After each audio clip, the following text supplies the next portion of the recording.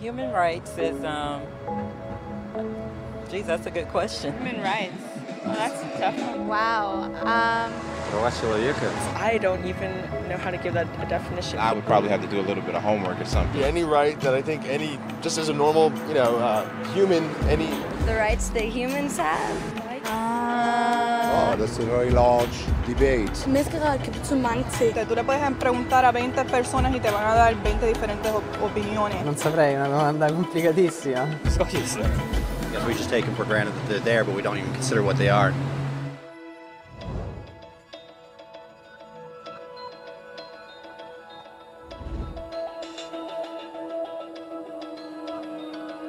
Human rights are the rights you have simply because you're human. It's how you instinctively expect and deserve to be treated as a person, like the right to live freely, to speak your mind, and to be treated as an equal. There are many kinds of rights. Most apply to a certain group. But human rights are the only ones that apply to absolutely everyone, everywhere. That means kids, old people, poor people, basketball players, garbage men, rappers, teachers, Africans, Indians, Albanians, Christians, Muslims, Kabbalists, atheists, your mom, your dad, your next door neighbor, and you all have the exact same human rights. In other words, they're universal. But the question remains, what are they? Name the human rights? What the human rights are? The right to live. Equality between all peoples. Right to religion, the right to... Is there supposed to be a list somewhere I should be aware of? According to the United Nations, there are a total of 30 human rights, which are usually lumped together and called simply human rights. They're all listed out in the Universal Declaration of Human Rights, which is the world's most widely accepted document on the subject. But it was a long time in coming. At first, there were no human rights. If you were in with the right crowd, you were safe. If you weren't, well, you weren't. But then a guy named Cyrus the Great decided to change all that. After conquering Babylon, he did something completely revolutionary. He announced that all slaves were free to go. He also said people had the freedom to choose their religion, no matter what crowd they were a part of. They documented his words on a clay tablet known as the Cyrus Cylinder. And just like that, human rights were born. The idea spread quickly to Greece, to India, and eventually to Rome. They noticed that people naturally followed certain laws, even if they weren't told to. They called this natural law, but it kept getting trampled on by those in power. Not until 1,000 years later in England did they finally get a king to agree that no one can overrule the rights of the people, not even a king.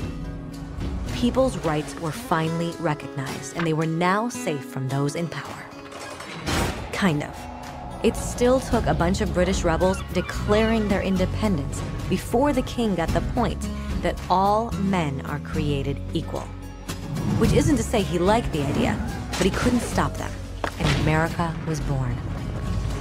The French immediately followed with their own revolution for their own rights. Their list was even longer, and they insisted that these rights weren't just made up. They were natural. The Roman concept of natural law had become natural rights. Unfortunately, not everyone was so thrilled. In France, a general named Napoleon decided to overthrow the new French democracy and crown himself emperor of the world. He almost succeeded, but the countries of Europe joined forces and defeated him. Human rights was again a hot topic. They drew up international agreements, broadly granting many rights across Europe. But only across Europe. The rest of the world somehow still didn't qualify. Instead, they got invaded, conquered, and consumed by Europe's massive empires. But then a young lawyer from India decided enough was enough. His name was Mahatma Gandhi, and in the face of violence, he insisted that all people of Earth had rights, not just in Europe. Eventually, even Europeans started to agree. But it wasn't going to be that easy. 2 world wars erupted. Hitler exterminated half the Jewish population of Earth in horrifying Nazi death camps. And all told, 90 million people died. Never had human rights been so terrifyingly close to extinction. and never had the world been more desperate for change. So the countries of Earth banded together and formed the United Nations. Their basic purpose was to reaffirm faith in fundamental human rights, in the dignity and worth of the human person. But what were human rights?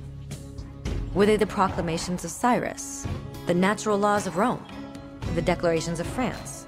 Everyone seemed to have a slightly different idea of what human rights should be. But under the supervision of Eleanor Roosevelt, they finally agreed on a set of rights that applied to absolutely everyone. The Universal Declaration of Human Rights. The French concept of natural rights had finally become human rights. So, in summary, at first, only a few lucky people had any rights, until one of those guys decided, hey, other people should have some rights too, which was great, except not everyone agreed. And it only took a few thousand years of fighting and declarations and more fighting until everyone finally agreed that human rights should apply to everyone. And they all lived happily ever after. Except for one little problem. If people have the right to food and shelter, why are 16,000 children dying of starvation every day? 1 every 5 seconds. If people have freedom of speech, why are thousands in prison for speaking their minds? If people have the right to education, why are over 1 billion adults unable to read? If slavery has truly been abolished, why are 27 million people still enslaved today? More than twice as many as in 1800. The fact is, when it was signed, the Universal Declaration of Human Rights did not have the force of law. It was optional. And despite many more documents, conventions, treaties, and laws, it's still little more than words on a page. So the question is, who will make those words a reality? I have a dream today. When Dr. King marched for racial equality, he was marching for rights that had been guaranteed by the United Nations for almost 2 decades. But still, he marched.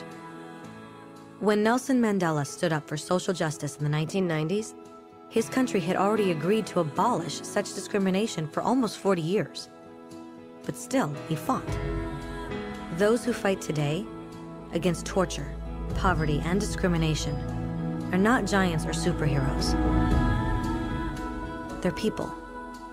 Kids, mothers, fathers, teachers. Free-thinking individuals who refuse to be silent. Who realize that human rights are not a history lesson. They're not words on a page. They're not speeches or commercials or PR campaigns. They are the choices we make every day as human beings. They are the responsibility we all share to respect each other, to help each other, and to protect those in need. As Eleanor Roosevelt said, where, after all, do universal human rights begin? In small places close to home. So close and so small that they cannot be seen on any maps of the world. Yet they are the world of the individual person, the neighborhood he lives in, the school or college he attends, the factory, farm, or office where he works. Such are the places where every man, woman, and child seeks equal justice, equal opportunity, equal dignity without discrimination. Unless these rights have meaning there, they have little meaning anywhere.